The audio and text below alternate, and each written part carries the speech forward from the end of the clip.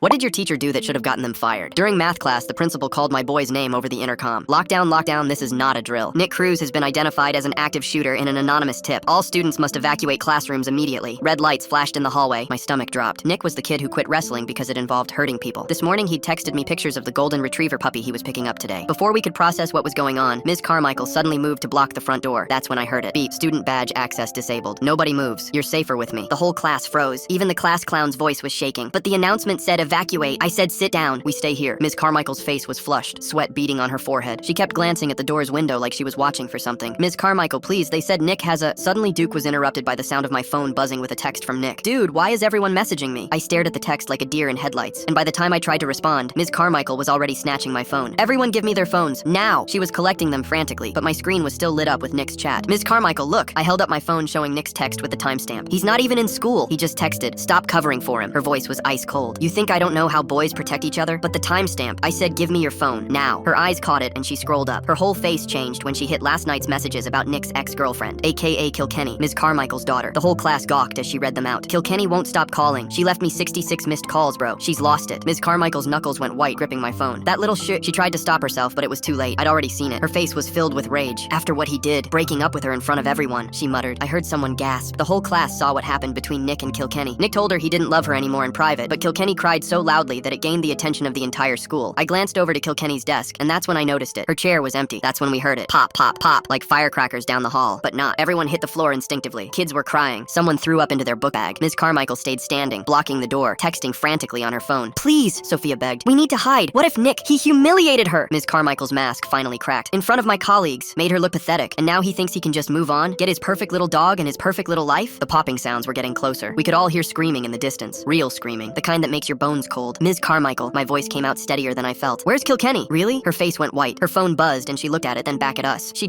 needed to. Someone mentioned they'd seen Kilkenny this morning wearing baggy clothes, walking weird near the south entrance, hood up, hands in her pockets. The principal's voice crackled through the intercom once more. Ms. Carmichael, your room shows as unsecured. Evacuate immediately. She ripped the cord from the wall. More shots came. Bang, bang, bang. Not pops anymore. Real gunshots. Closer one hallway over. Ms. Carmichael was mumbling now, tears streaming down her face as she frantically dialed numbers into her phone. Pick up, back down and hide, baby. Just hide. The doorknob rattled violently. Everyone screamed. Through the window, I could see a 5'6" figure in a blue hoodie with a basketball number. 67, same as Nick's. Under their hood, I could make out short blonde hair, and I wondered if it really was my boy. Nobody move, Ms. Carmichael whispered. Nobody make a sound. The figure was panicking, hitting the door harder. My heart was racing. Was it really him? None of this made sense. We could hear shouting. Stop! Get down! Drop the weapon! The figure spun toward the voices down the hall, and as they raised their fists to pound again, the hood started to fall back, and that's when we finally found out who the shooter was. Full story on channel, link below.